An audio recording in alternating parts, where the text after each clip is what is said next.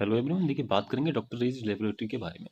Doctor Reddy's laboratory में आप देखेंगे कि यहाँ पर अगर मैं दो लाइंस लगाने का प्रयास करूँ और आपको दिखाने की कोशिश करूँ तो आपको ये समझ में आएगा कि आखिरकार किस तरीके से स्टॉक्स दो ही रेंज में घूमते हुए दिखाई दे रहा है। सबसे पहले एक लाइन लेते हैं हम, कहाँ पर ऊपर की तरफ मैं एक लाइन लेकर के आपको दिखाता हूँ 1210 पर। यहाँ पर एक 1210 पे लाइन लेता हूँ।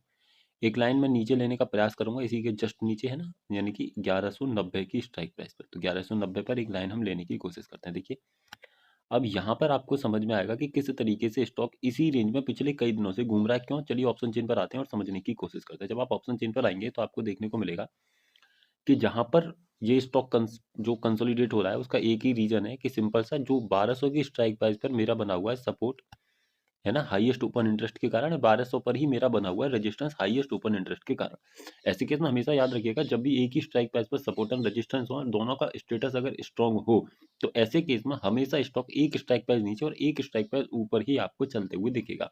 ऐसे केस में अगर 1190 मिलता है तो खरीदारी करके अच्छा पैसा बन सकता है और 1210 मिलता है तो बिकवाली करके अच्छा पैसा बन सकता है। लेकिन ध्यान रखिएगा, जिस तरफ का ये प्रेशर इंक्रीज होगा, अगर बुलिश प्रेशर होगा तो उधर का तरफ का रेजिस्टेंस ब्रेक हो जाएगा, अगर बेरिश होगा तो सपोर्ट ब्रेक होकर डाउन साइड में चला जाएगा।